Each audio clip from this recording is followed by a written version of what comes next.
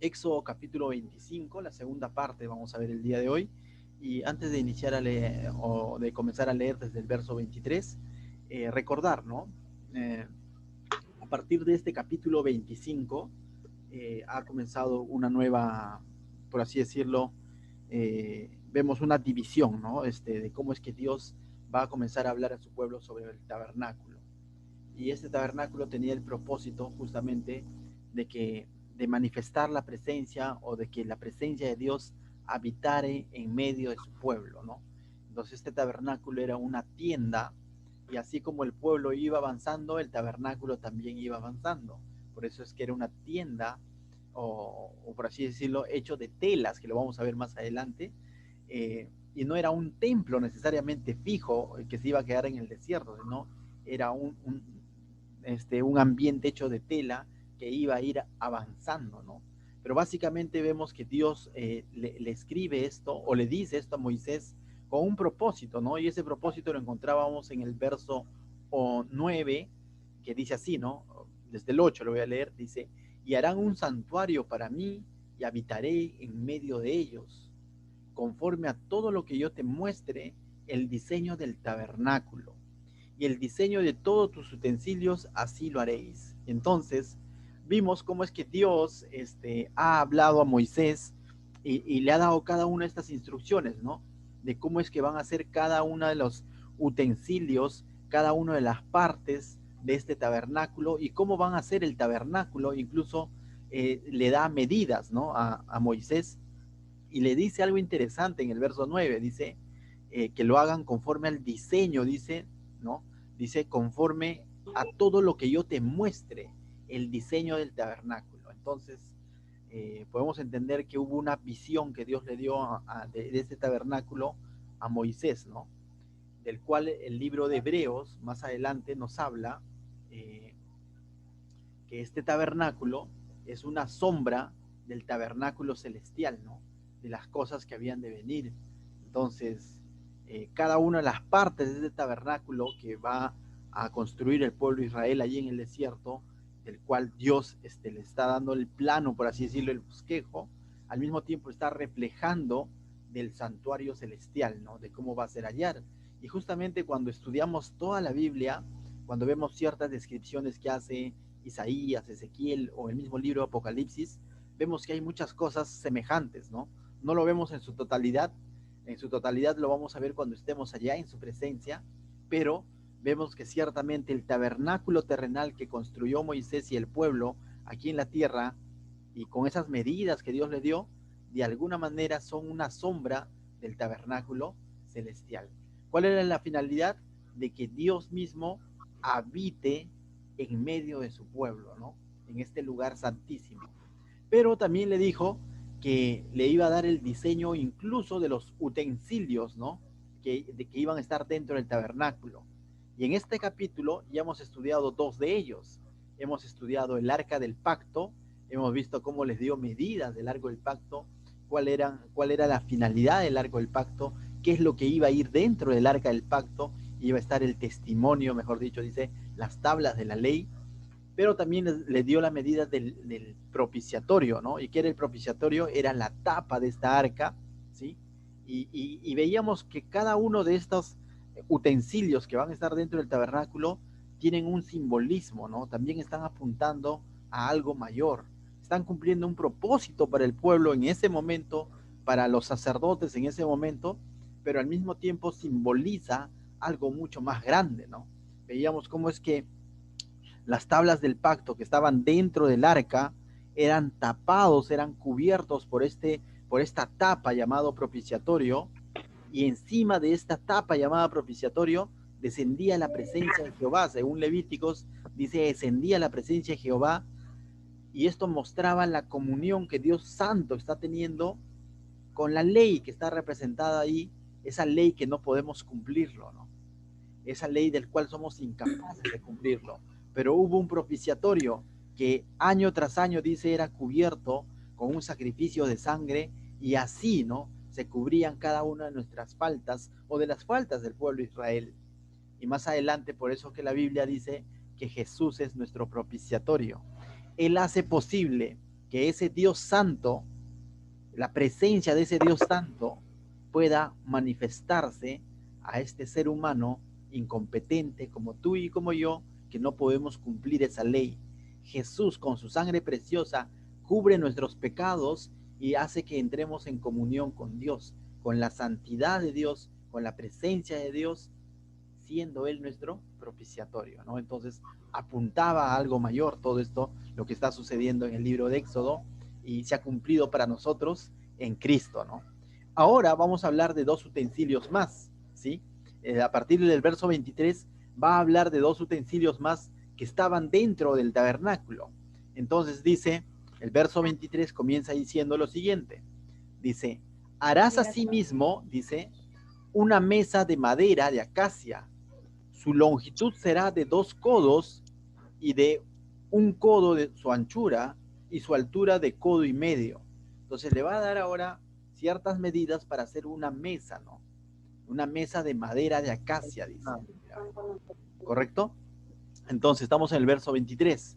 ¿Y para qué serviría esta mesa, no? O sea, ¿para qué serviría esta mesa? Lo va a decir ahí mismo. Verso 24 en adelante dice, y la cubrirás de oro puro y le harás una cornisa de oro alrededor y le harás también una moldura alrededor de un palmo menor, dice, menor de anchura, dice, y harás a la moldura una cornisa de oro alrededor y le harás 4 anillos de oro, los cuales pondrás, dice, en las 4 esquinas que corresponden a sus 4 patas. Los anillos estarán debajo de la moldura para lugares de las varas que llevará la mesa. Harás las varas de madera de acacia y la cubrirás de oro, también dice, y con ellas será llevada la mesa. Harás también, dice, sus platos, sus cucharas, sus cubiertas y sus tazones con que se librará de oro fino las harás. Es interesante. Y tú dices, pero ¿para qué van a hacer esta mesa, no? A esta mesa se le conoce como la mesa del pan de la proposición, que a continuación lo va a detallar, ¿no? Pero antes de pasar a ver el pan de la proposición, quisiera mostrarte más o menos cómo era la mesa, ¿no? Entonces, ahí ustedes tienen en pantalla, a ver, no sé si se les aparece, estoy adelantando, más o menos, según las medidas, más o menos era así la mesa, ¿no? Esa era la estructura de la mesa, ¿no? Entonces, se dice que tenía, ahí nos relata el verso 23, que tenía una longitud de 2 codos de largo, 1 codo de ancho y codo y medio de alto, ¿no? Que vienen a ser aproximadamente 92 centímetros de largo, 46 de ancho y 67 de alto, de madera de acacia y todo, dice, bañado en oro puro, ¿no? ¿Y para qué eran las varas? Tal igual como habíamos visto en el caso del arca del pacto, ¿sí? Las varas servían para poder movilizar el arca, que ya lo hemos visto. La misma función cumplía también con la mesa de la proposición, donde iban a ir los panes, que a continuación vamos a ver cuál era la finalidad, ¿no? Entonces, de la misma manera, dice, iban a ser cargados a través de estas dos varas, de tal manera que las personas, en este caso el sumo sacerdote o los sacerdotes, no podían tener contacto directo con la mesa en sí una vez que haya sido consagrada, ¿no? Entonces, por eso detalla ahí que tienen que hacerlo anillos, molduras y todo lo demás, pero la finalidad de las varas es justamente para poder transportarlo. Entonces, ¿para qué sería esta mesa? Ya les he adelantado que en la imagen más o menos para qué era, ¿no? Dice, era para colocar sobre ellos los panes de la proposición, ¿no? Pero mira lo que dice el verso 30, vamos a leerlo. Dice, y pondrá sobre la mesa el pan de la proposición delante de mí continuamente. Encima de esta mesa iban a ir el pan de la proposición, pero otros dicen los panes. ¿Por qué? Porque el libro de Levíticos, del cual también describe cada uno de estos utensilios en Levíticos, vemos que en Levíticos 24, ahí tú puedes buscar luego en casa con calma, vamos a ver que describe que estos eran 12 panes, no era un solo pan, sino eran 12 panes que venían a representar a las 12 tribus de Israel, ¿correcto? Entonces, por eso se le conocía como los panes de la proposición. ¿Y qué es proposición? ¿No? La palabra proposición significa presencia. Entonces eran los panes de la presencia, o también se les conocía como los panes de caras. Y tú dices, ¿qué tiene que ver panes de caras? ¿No? Panes de presencia, o panes de la presencia, o panes de cara. Lo que hacían estos panes eran, reflejaban, primero simbolizaban a las 12 tribus de Israel en estos panes, pero al mismo tiempo también manifestaba la presencia de Dios, de la comunión que había entre Dios y su pueblo. Sus 12 tribus ahí reconociendo, eh, por así decirlo, la provisión de Dios durante toda esa travesía en el desierto, pero al mismo tiempo el pan de la proposición significaba la comunión que Dios estaba teniendo con su pueblo, ¿no? Por eso es que les dice en el verso 30, dice, y pondrás sobre la mesa el pan de la proposición delante de mí continuamente. Era un pan que continuamente estaba siendo renovado. 12 panes iban siendo renovados.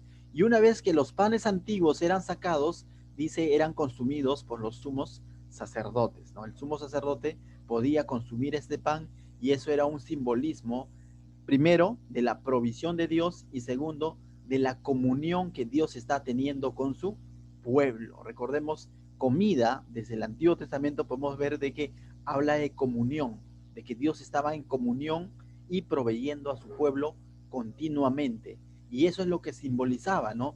Estos panes de la proposición. Hablaban de la presencia de Dios, pero también eran una especie de ofrenda, ¿no?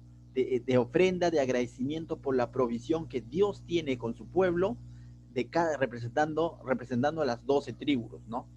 Entonces, eso es lo que significaba para el pueblo de Israel, básicamente, este, este acto de comunión entre Dios y su pueblo, o esta necesidad que tenía el pueblo de estar en comunión con Dios y en estar en una constante dependencia de la provisión de Dios. Por eso es que, dice, se le conocía como los panes de caras o los panes de la presencia. Eran panes que estaban expuestos a la presencia de Dios y luego era consumido por el sumo sacerdote que representaba al pueblo de Israel, y esto hablaba de esa comunión que hay entre ambos, entre Dios y su pueblo. Ahora tú dices, ¿y qué tiene que ver todo esto con nosotros? ¿No? O sea, ¿qué tiene que ver todo esto con nosotros? De la misma manera como su pueblo necesitaba recordar constantemente, continuamente, que la provisión viene de parte de Dios y que necesitan estar en comunión con Dios, necesitan estar en la presencia de Dios, de la misma manera nosotros como creyentes necesitamos recordar que nuestra provisión viene de parte de Dios y que necesitamos estar en continua comunión con Dios. Pero ahora tú dirás, ¿y de qué manera estoy en comunión con Dios? ¿O de qué manera recuerdo esto? Porque no es que vas a estar, sino necesitas recordar. Si ya eres creyente, ya estás en comunión con Dios. Ya está aperturada tu comunión con Dios. En Cristo, esa brecha de separación ha sido abierta. Cristo dice que Él es el camino. Cristo prometió y dijo, yo estaré con ustedes a donde quiera que vayan, ¿no? Cuando envió en la gran comisión, ¿no? Cristo prometió, donde están dos o más reunidos, ahí estaré yo en medio de ellos. La Biblia dice que somos templo del Espíritu Santo.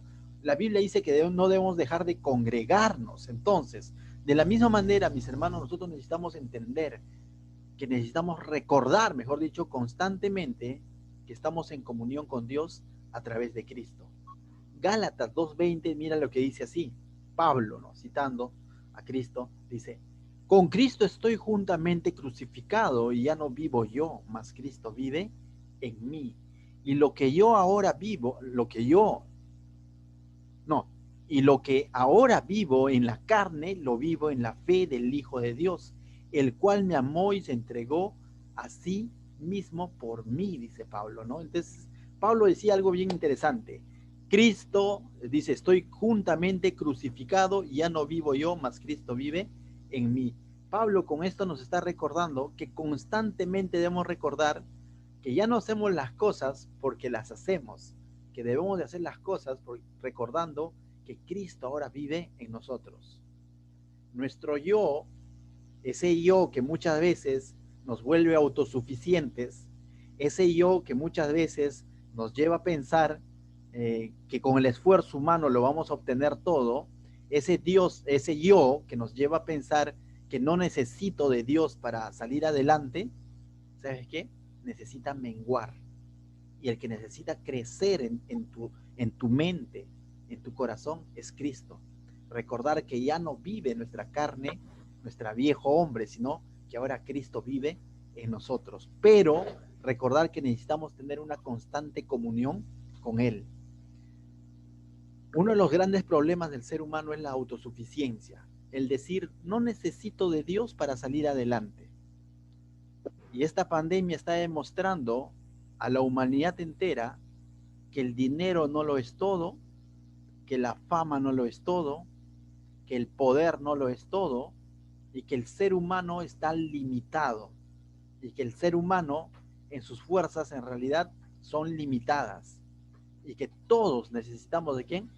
De un Dios que rebasa muchas veces nuestro entendimiento, de ese Dios de misericordia, y que nuestra dependencia tiene que estar siempre puesta en Él. Por algo Jesús dijo, yo soy el pan de vida, mostrando de que Él es la verdadera provisión para nuestra vida. En otro momento dijo, no solo de pan vivirá el hombre, sino de toda palabra que sale de la boca de Dios, ¿no? Jesús dijo en Juan 6:56, dijo, el que come mi carne y bebe mi sangre, en mí permanece y yo en él. La pregunta es, ¿qué significa comer su carne y beber su sangre? Comer su carne es reconocer su sacrificio, reconocer lo que Él hizo por ti. Y beber su sangre es entender que necesitamos ese pacto de gracia, que solo Cristo lo puede dar. Y que bajo cualquier otro método no podemos estar en comunión con Dios. No es por obras para que nadie se gloríe. No es por qué tan adinerado soy, no es por qué tan erudito soy, no es por qué tan famoso soy, sino es cuánto conozco a Dios y cuánto estoy afianzando mi comunión con ese Dios. Entonces, Él quiere todo de ti, Él quiere todo de mí, pero también Él quiere que mantengamos esa comunión con Él todos los días. A eso nosotros lo conocemos como perseverar. Cristianismo no es haber hecho tu confesión de fe hace 3 años y ahí quedó. Cristianismo es una vida continua, un estilo de vida de dependencia de Dios, reconociendo la provisión de Dios, esa provisión espiritual de parte de Dios, incluso la provisión material a través del trabajo, el negocio, de parte de Dios, y que necesito estar en una constante comunión con Él. Eso es cristianismo. Y eso es lo que este pueblo también tenía que recordar. Lo que este pueblo tenía que recordar es que necesitaban constantemente de la provisión de Dios y de estar en comunión con Dios. Y eso les hacía acordar, ¿qué cosa? El cambiar constantemente, continuamente, estos panes de la proposición, que simbolizaban la dependencia de este pueblo en cuanto a su provisión de parte de Dios y la dependencia de este pueblo de estar en comunión con Dios. Lo mismo se cumple ahora en nosotros, pero en el sentido de que constantemente debemos estar haciendo memoria de Él, tal como se decía Pablo cuando celebraba la Santa Cena, ¿no? Y haced esto en memoria de mí. Cuán necesario es que como cristianos siempre volver a la cruz, volver a lo que Cristo ha hecho, entender que Él es el pan de vida, entender que necesitamos estar con Cristamente, juntamente crucificados, y nuestro yo es el que debe de menguar. Ese yo que muchas veces dice, ya, ¿para qué vas a orar? Ese yo que te dice, ¿para qué vas a congregar? Si da lo mismo. ¿Para qué vas a leer la Biblia? No pasa nada. Cuando vengan voces como esas, no es una voz de parte de Dios, es una voz de parte del enemigo que justamente quiere dañar tu comunión con Dios. Porque cuando daña tu comunión con Dios hay una desconexión y comenzamos a hacer nuestras cosas conforme a la concupiscencia de nuestro corazón y ya no conforme a la guía de su Santo Espíritu. Entonces, cuán importante, mis hermanos, es perseverar y mantener una comunión constante con Dios, ¿no? Entonces vemos cómo es que estas panes de proposición apuntaban a algo mayor y también tiene una aplicación ahora en nosotros que somos el pueblo espiritual de Dios, su iglesia. Amén. Y luego, después de eso, volviendo al Éxodo, va a hablar de otro utensilio más, que también tiene una finalidad en ese momento, pero también va a apunta a algo mucho más, a un cumplimiento mayor para el pueblo de Dios que somos nosotros. Y ahora va a hablar del candelero, ¿no? Del candelero de oro. Mira lo que dice el verso 31 en adelante. ¿Qué más les dijo que hagan dentro del tabernáculo? Ahí está, dice: harás además un candelero de oro puro. Nuevamente vemos el oro puro, ¿no? Dice, labrado a martillo, será el candelero, su pie, su caña, sus copas, sus manzanas y sus flores serán de lo mismo, o sea, todo iba a ser de oro puro. Y saldrán 6 brazos de sus lados, 3 brazos del candelero a un lado y 3 brazos al otro lado. ¿No? Entonces, tenía que ser, dice, un candelero de oro puro, ¿no? No se dan las dimensiones específicas, no lo da, pero más adelante nos va a decir de cuántos talentos de oro tenía que ser. Me voy a saltear brevemente solo para ver ese detalle. Está, si no me equivoco, está en... A ver, seguimos leyendo. En el verso 39, solo me estoy salteando para ver ese detalle. De un talento de oro fino lo harás con todos sus utensilios. Toda esta descripción que va a dar no da medida, pero dice que lo tenían que hacer de un talento de oro. Y tú dirás, ¿y cuánto es un talento de oro? ¿Sabes cuánto es un talento de oro? Entre 33 a 34 kilos de oro. ¿Ya? De toda esa, de ese talento de oro tenían que hacer este candelero, del cual está describiendo acá, ¿no? Entonces, mira, te voy a mostrar la imagen brevemente para luego continuar leyendo. Si ese, más o menos era de esa forma el candelero, ¿no? Dice con 3 brazos, ¿sí? 3 brazos a cada costado, ¿no? Y eso venía a ser el candelero. Y es, ahí dice, ¿no? Verso 32 dice, y saldrán 6 brazos de sus lados, 3 brazos del candelero a un lado y 3 brazos al otro lado. Verso 33 dice, 3 copas en forma de flor de almendro en un brazo, una manzana y una flor, y 3 copas en forma de flor de almendro en el otro brazo, ¿no? Entonces vemos en ambos brazos habían 3 copas, ¿no? Pero al medio también va a haber una copa. Luego dice, verso 34, dice, ¿no? Dice, y en la caña, dice, central del candelero, 4 copas en forma de flor, dice, ¿no? Entonces, y luego dice, en forma de flor, seguimos leyendo, en forma de flor de almendro, sus manzanas y sus flores, dice, ¿no? 35. Habrá una manzana debajo de 2 brazos del mismo, otra manzana debajo de otros 2 brazos del mismo, y otra manzana debajo de los otros 2 brazos del mismo, y así para los 6 brazos que salen del candelero, ¿no? Entonces, 36. Sus manzanas y sus brazos serán de una pieza, todo ello una pieza labrada a martillo de oro puro. Entonces, yo veo y digo, el Señor, ¿por qué pone tantos detalles? ¿No? Y hay algunos eruditos bíblicos que a cada uno de estos detalles le dan un significado, ¿no? Incluso la flor de almendro, dice, era una flor, era la primera flor que crecía durante la primavera o florecía durante la primavera, y esto era como un simbolismo de una nueva vida, dice, para el pueblo de Israel, ¿no? La primera flor que salía en el cambio de estación de la primavera simbolizaba la nueva vida, ¿no? Entonces, y ellos dicen que con esto lo que estaban recordando o recordaban era de que en Dios ahora ellos tienen una nueva vida, después de haber tenido una vida de esclavitud en Egipto, ahora con Dios están teniendo una nueva vida, ¿no? Una nueva forma de vivir.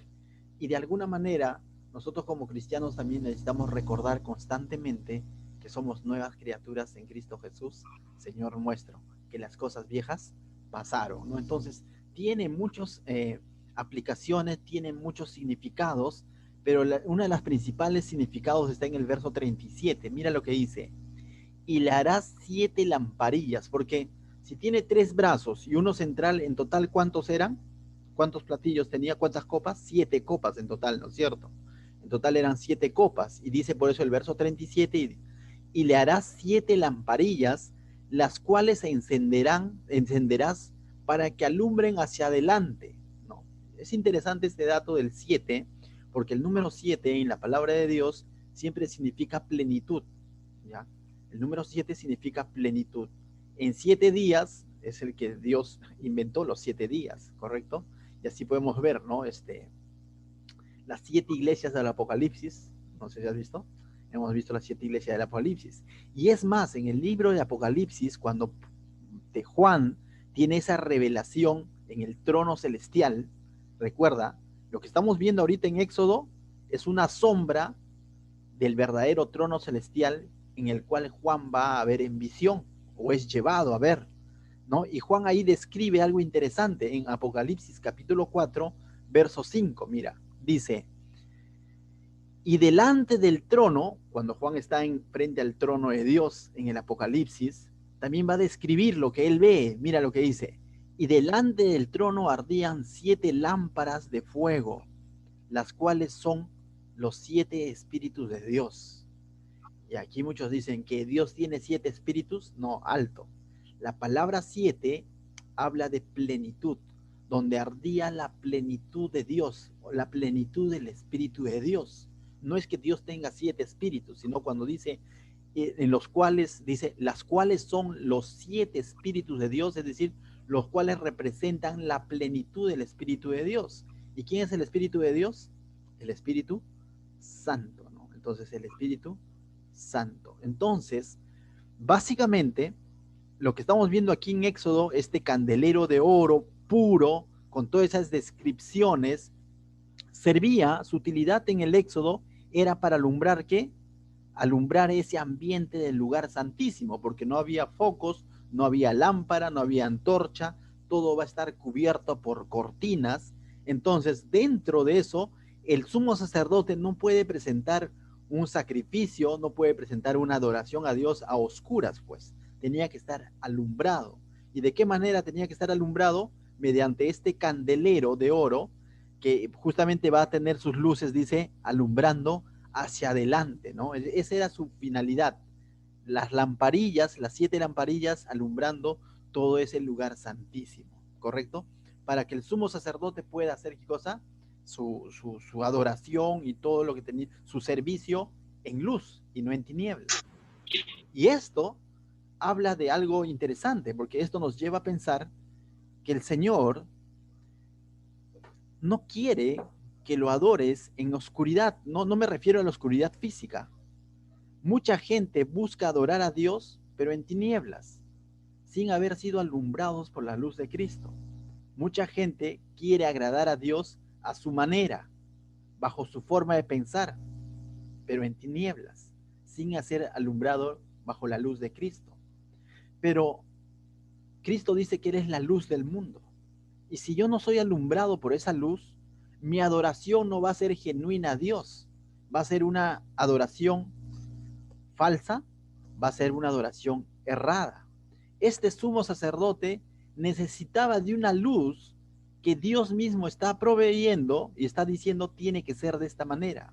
Y que esta luz está reflejando el Espíritu de Dios alumbrando ese ambiente. ¿Y quién es el que nos guía a toda verdad hoy en día a nosotros que somos la iglesia y el pueblo de Dios? Ya no es un candelero físico de oro, sino es el Espíritu Santo que viene a ser la plenitud del Espíritu de Dios. Él es el que nos guía a toda verdad. Y es por eso que cuando en un momento Jesús se encuentra con la mujer samaritana y la mujer samaritana le dice, se tiene que adorar en este pozo. Usted de los judíos dice que se tiene que adorar en Jerusalén, en el templo. Jesús le responde y le dice que vendrán tiempos donde ya no se adore ni acá ni allá, sino que Dios está buscando adoradores que le adoren en espíritu y en verdad, no en religiosidad, no en costumbres, no en rituales, sino en espíritu y en verdad. Pero no puedo adorar a Dios en espíritu y en verdad si primero no he sido alumbrado por la luz de Cristo. Cuán importante es la luz cuando yo busco servir y adorar a Dios.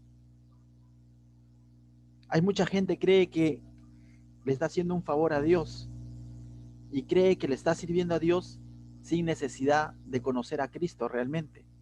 ONGs, políticos, creen que se están ganando un espacio, un peldaño más para llegar al cielo, y cuando en realidad Dios llama a esas obras obras muertas, porque todo aquello que yo haga fuera de la persona de Cristo simplemente son obras muertas. Así diga, yo lo hice porque así a Dios le agrada que sea solidario, pero si no tienes a Cristo en tu vida, de nada sirve. Obras muertas, hojarasca, paja, y estoy haciendo una adoración falsa. Pero yo lo hago de todo corazón, por eso todos los, no sé, ¿no? Todas las Semanas Santas voy y visito las 7 iglesias. Pero si no tienes a Cristo, lo estás haciendo en tinieblas, bajo la religiosidad que se te ha impuesto a través de la tradición. Pero yo cada una vez al año me voy y me voy rampando a la cruz de Motupe. Estás tratando de adorar a Dios en tinieblas, no bajo la luz de Cristo, no bajo la luz de su palabra. Cuán importante es que nuestro servicio y nuestra adoración sea dada bajo la luz que Dios ha provisto y no el hombre. El sumo sacerdote no entraba con su propia antorcha. Este candelero estaba ahí alumbrando constantemente representando la plenitud del Espíritu de Dios, alumbrando ese ambiente. ¿Quién alumbra tu vida? ¿Quién es el que te lleva a hacer las cosas que haces para Dios? ¿Es tu ego? ¿Es un interés? ¿O es realmente Cristo motivándote a hacer las cosas que haces para Dios? ¿Es realmente Cristo llevándote a adorarle a Dios? Hay mucha gente que se denomina hoy en día cantantes cristianos y cantan, pero muchos de ellos su motivación no es Dios. La motivación de muchos de ellos es la fama. Están adorando a Dios en tinieblas. La motivación de muchos de ellos es el dinero. La motivación de muchos de ellos es el ser aplaudidos. Pero ¿quién está alumbrando tu adoración a Dios? ¿Realmente lo está alumbrando su Santo Espíritu? ¿Es el que te está guiando a toda verdad? ¿Te está llevando a adorar y servir a Dios? ¿O son otras motivaciones? Entonces, vemos aquí eh, una aplicación práctica, ¿no? De que necesitamos entender que el Espíritu Santo, que es la plenitud de los espíritus de Dios, como lo llama el Apocalipsis, mejor dicho, es el que debe, así como alumbra el trono celestial, debe alumbrar tu vida. Porque en el lugar donde tú te arrodillas a orar a Dios, el lugar donde tú levantas una adoración a Dios, esa es la presencia de Dios, donde Dios te está permitiendo adorarle y servirle. Necesitamos adorar a Dios en espíritu y en verdad, no en engaño, no en mentira, no porque el resto lo hace así, necesariamente es lo correcto, sino que el Espíritu Santo realmente nos lleve a tener una adoración genuina a Dios. Y entonces vemos cómo es que de pronto Dios ha provisto a su pueblo para aquel entonces este candelero que tenía prácticamente 7 copas, ¿no? Para poder alumbrar hacia adelante, donde se hacía todo el servicio que va a ser el sumo sacerdote, ¿no? Pero mira lo que dice el verso 58, dice, también dice, despabiladeras y sus platillos de oro puro, de un talento de oro fino lo harás con todos estos utensilios. ¿Cuánto dice? Aproximadamente 34 kilos pesaba este candelero de oro puro, ¿no? Y mira cómo termina diciendo, verso 40, mira, hazlo conforme al modelo que te ha sido mostrado en el monte. No dice, hazlo conforme a lo que te he dicho, aunque tiene que hacerlo conforme a lo que Dios le está diciendo, sino dice conforme al modelo que te hemos mostrado. Y ahora te das cuenta que Moisés de alguna manera vio cómo era el tabernáculo, vio cómo era la mesa, vio cómo era el arca, vio cómo era el candelero y tal y cual lo van a replicar ahora con el pueblo. Pero como dice el libro de Hebreos, estos eran sombras de lo que realmente es el trono celestial, ¿no? De lo que iba a suceder o lo que va a suceder también. Por eso que cuando Juan describe en Apocalipsis, va a describir algo idéntico a lo que fue en el Éxodo. Va a describir, delante del trono, dice, ardían 7 lámparas de fuego, las cuales son los 7 espíritus de Dios, dice Juan, pero en realidad es lo cual representan el Espíritu Santo de Dios ahí alumbrando todo su trono celestial, ¿no? Entonces, de alguna manera, Dios le dio ese privilegio a Moisés de ver esto, ¿no? y replicarlo aquí en la tierra. Pero esto tiene un significado, vuelvo a decir, espiritual, y tiene un significado profético que se va a cumplir en el trono celestial, no tiene un significado celestial, ¿correcto? Entonces, a modo de aplicación, ya para terminar este capítulo, así como el arca del pacto, donde estaba el testimonio del cual hemos hablado, ¿no? El testimonio, ¿qué es lo que revela el testimonio? Las tablas de la ley, decíamos, revela la santidad de Dios, pero al mismo tiempo revela nuestra incompetencia, nuestra incapacidad de poder cumplirla. En otras palabras, revela nuestro pecado, ¿no? Pero a pesar de que estábamos en pecados, tú y yo, Dios decidió hacer un nuevo pacto con la humanidad, un pacto de gracia, ¿correcto? Así como con su pueblo. Su pueblo no era merecedor de este pacto. Su pueblo tiempo atrás estaba renegando de Dios, pero aún así Dios se manifiesta a ellos y hace pacto con ellos y les dice, y el pueblo dice, cumpliremos los 10 mandamientos, cumpliremos todo lo que Jehová ha dicho, y no lo cumplió, y Dios sabía que ese pueblo no lo iba a poder cumplir, pero aún así Dios hizo pacto con este pueblo. Pero para que se dé esta figura que hemos visto, te lo voy a compartir, para que se dé esta figura de la presencia de Dios y al mismo tiempo el pueblo reflejado en estos mandamientos que no puede cumplir, y para que se dé esta alianza, este pacto entre ellos, necesitaban de una tapa. A esta tapa se le llama la tapa, el propiciatorio, se le conoce, esta tapa. Y encima del propiciatorio, dice, se derramaba la sangre de los sacrificios, de la expiación, que reflejaba o simbolizaba que nuestros pecados que no podemos cumplir, ¿sí?, estaban siendo cubiertos para que la presencia de Dios, su Shekinah, pueda estar ahí alumbrando. Entonces, de la misma manera, la Biblia dice que Cristo se hizo propiciación por nosotros, que esa función ahora lo cumple Cristo. Él es nuestro propiciatorio, Él es el que cubre nuestros pecados y permite que la presencia de Dios venga a nosotros. Y ahora nosotros somos cubiertos por la sangre de Cristo.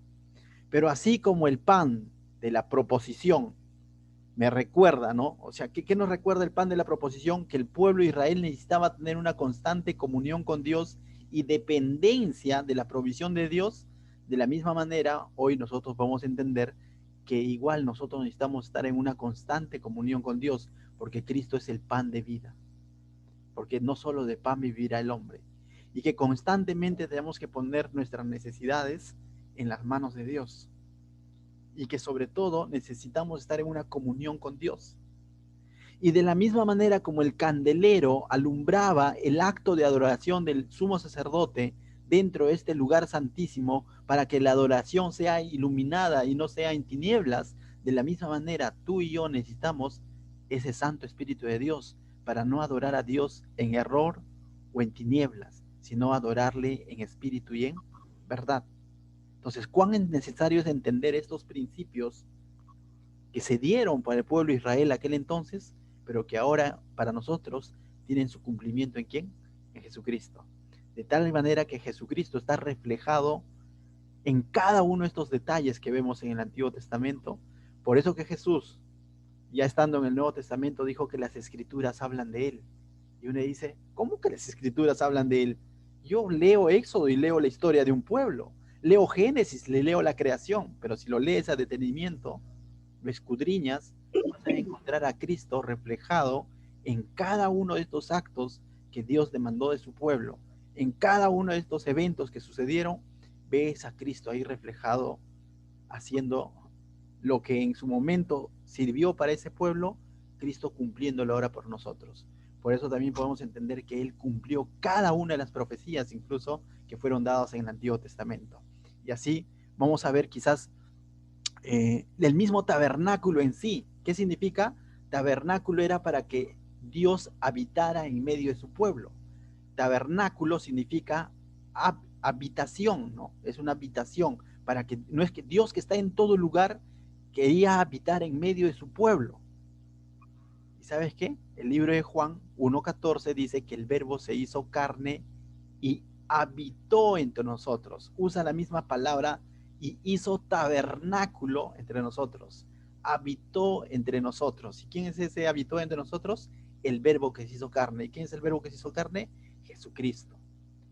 Ese mismo Jesucristo dijo a sus discípulos en Mateo 28, por tanto, id y haced discípulos a todas las naciones, le dije, y yo estaré, ¿no? Oye, y yo estoy ahí con ustedes, habitando con nosotros. Y tú dices, ¿cómo? Hechos capítulo 1 nos revela cómo su Santo Espíritu, Él les recuerda que enviará a su Santo Espíritu. Y cuando venga el Espíritu de Dios, dice el Espíritu Santo sobre vosotros, me seréis testigos, Judea, Jerusalén, Samaria, hasta lo último de la tierra. Y en Hechos 2 vemos cómo es que ese Espíritu Santo viene y comienza a morar en la vida de cada creyente. Por eso que el libro de Efesios dice que somos sellados por su Santo Espíritu, que somos templos del Espíritu Santo. Entonces vemos todo lo que para el pueblo de Israel fue un acto, para nosotros es una verdad, es una realidad permanente. Entonces, mis hermanos, te animo. La palabra es viva y eficaz. Y aún en el libro de Éxodo nos está hablando de la importancia de recordar que sin Cristo nuestros pecados no pueden ser cubiertos. Él es el Cordero de Dios que quita el pecado del mundo.